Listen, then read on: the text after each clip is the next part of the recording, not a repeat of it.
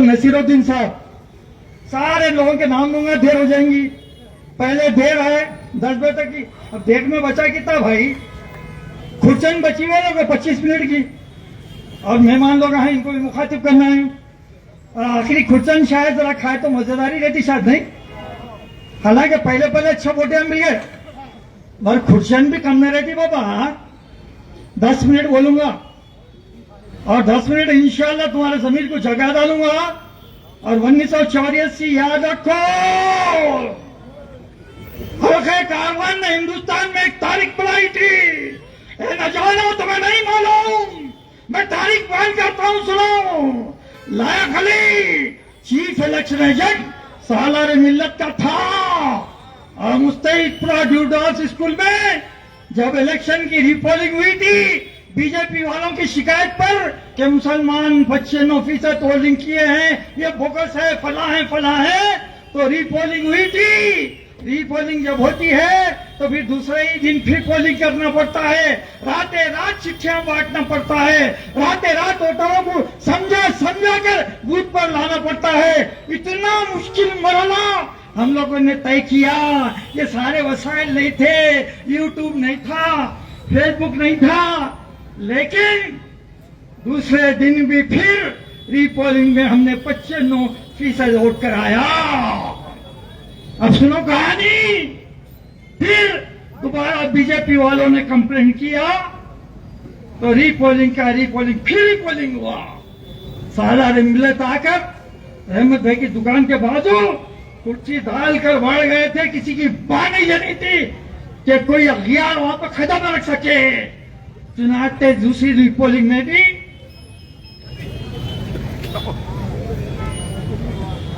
ये वो पानी नहीं है बाबा, समझे ना?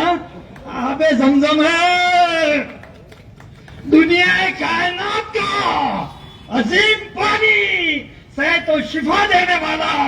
अगर कोई जमजम पानी है तो आबे जमजम है। अभी मैं आ रहा था गुड्डी मलकापुर के पास, चपटी लेना कुत्ते लोग है, ट्रैफिक जाम है। मैं दिल में सोचा अल्लाह इनको हिदायत दे, एक बार जमजम पिला दो, सब छोड़ देते इन लोग। नहीं, हमारे एमएलए साहब 15 साल से जमजम पी के निकलता ही, इसीलिए इतने पैदल दौरे कर रहे हैं, इतनी ताकत आई इनको। सुनो मेरे भारतीयों, एक एक बाटल जमजम पी लो, सब छूट जाएगा तुम्हारा। तो शेर सुनो बाबा, जब हौसला बना लिया ऊंचाई उड़ान का,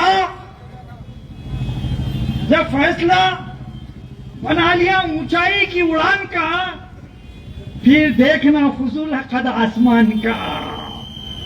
समझे? सरफरोशी की तमन्ना अब हमारे दिल में है। ऐ लता, तू है पता लापता, तेरा किधर भी नहीं है पता।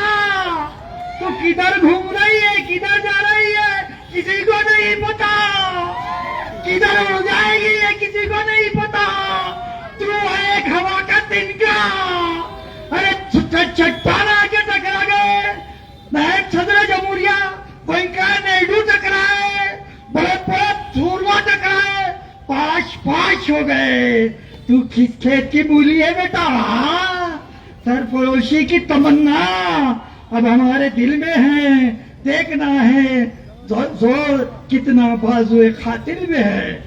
मैं बतला रहा हूं भाई, मैं आपको जज्बाती बातें कहा, असल मरहला यह है कि हिंदुस्तान बड़े संगीन हालात से गुजर रहा है। बड़ी फिरका परस्ती सर चढ़कर बोल रही है। बड़े हमारे लिए संगीन मामला सोचकर कानून बदलने की तैयारियां की जा रही है। तो हमारे लिए ऐसे वक्त में इत्तेहाद कितनी अजीम जरूरत बन जाता है।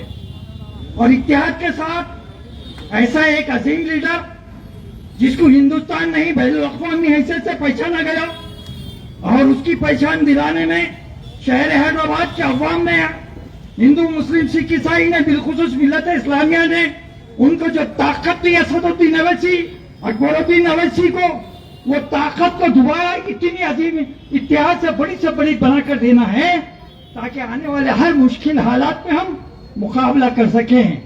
दरअसल मैं एक बात कहते हुए टाइम देख रहा हूं भाई, क्योंकि मेरे साहब को भी करना है, टाइम है भी, एक 5 मिनट बोल लेता हूं बाबा, जरा गौर की बात सुनो।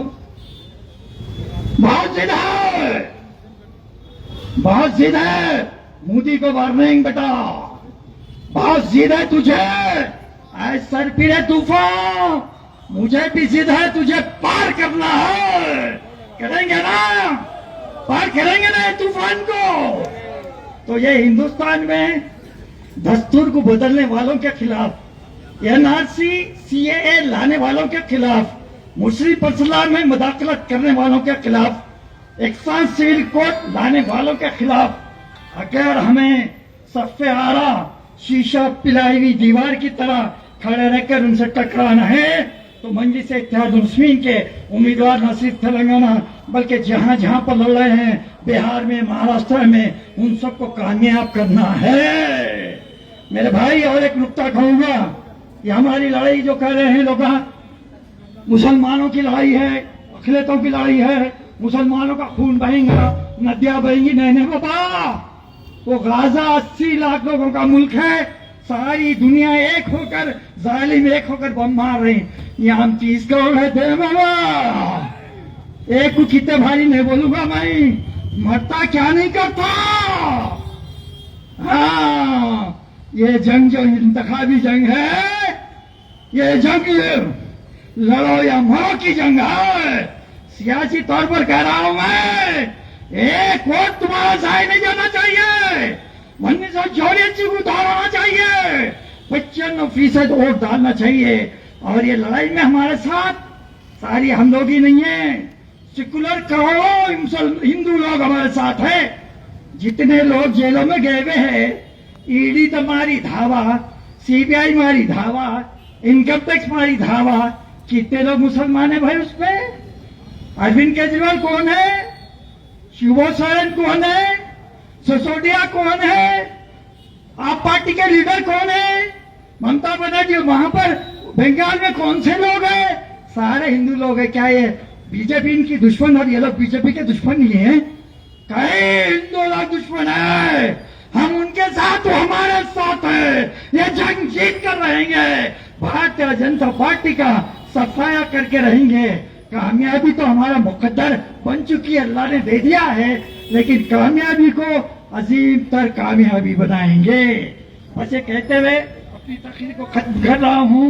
आखिरी बात कहते हुए अपना ये शेर कहूंगा, कल गोलकुंडा आओ, हराजी आम करता हूँ। बेटी लता बोली थी, भाग्यनगर कहते, भाग्यनगर दिए बेटी वो, तो कल बोलूंगा क्या है सर, वो हैदर महल है, कैसा कलमा कबूल करी, कैसा कुतुब शाह से आशिकी हुई थी, कलमा कैसा पढ़ी थी, हैदराबाद का नाम कैसा पड़ा, ये सब कल बता तो बेटी लता, कल मेरी तकरीर सुन गोलकुंडे की तू। बहरहाल जिंदगी जिंदा दिली का नाम है, याद रखो, जिंदगी जिंदा दिली का नाम है, मुर्दा दिल क्या खाक जिया करते हैं। वाखिर दवाना वल्हम्दुलिल्लाहि रब्बिल आलमीन। अस्सलाम वालेकुम। जैसा कि आप सब जानते हैं, बीजेपी की कैंडिडेट माधवी लता जी जो मुसलमानों के खिलाफ बेकार की बातें कर रही हैं, उन्होंने रामनवमी के प्रोसेशन के दौरान सिद्दीअमर बाजार की मस्जिद पर एक ख्याली तीर लेकर खींचकर चलाया। इनकी इस हरकत से तमाम मुस्लिम कम्युनिटी को इतनी ठेस पहुंची और हमने डिसाइड किया कि किसी ना किसी को इन पर एक्शन लेना चाहिए। तो हमने इन पर ईसीआई के तरफ पहला हमारा कंप्लेंट किया, सीईओ को, चीफ इलेक्टोरल ऑफिसर को, और उसके बाद हमने बेगम बाजार पुलिस स्टेशन में इनके खिलाफ कंप्लेंट की और आईपीसी सेक्शन 295 के तहत इन पर केस बुक करवाया। हमको सीईओ और एसएचओ बेगम बाजार की तरफ से ये मुतमईन तरीके से बताया गया कि इन पर सख्त से सख्त कार्रवाई की जाएगी और इंशाअल्लाह ताला ये दो भी केस हम बस ऐसे ही कंप्लेंट फाइल करके नहीं छोड़ेंगे, इसको फॉलो अप करेंगे तब तक जब तक माधवी लता जी को इसका असल फर्क नहीं पड़ता और वो सबक नहीं सीख जाती। हमें अमन और शांति चाहिए हैदराबाद में, और कोई भी माधवी लता आकर इसको खराब करे, ये हम बेहद बर्दाश्त नहीं करेंगे। अस्सलाम वालेकुम।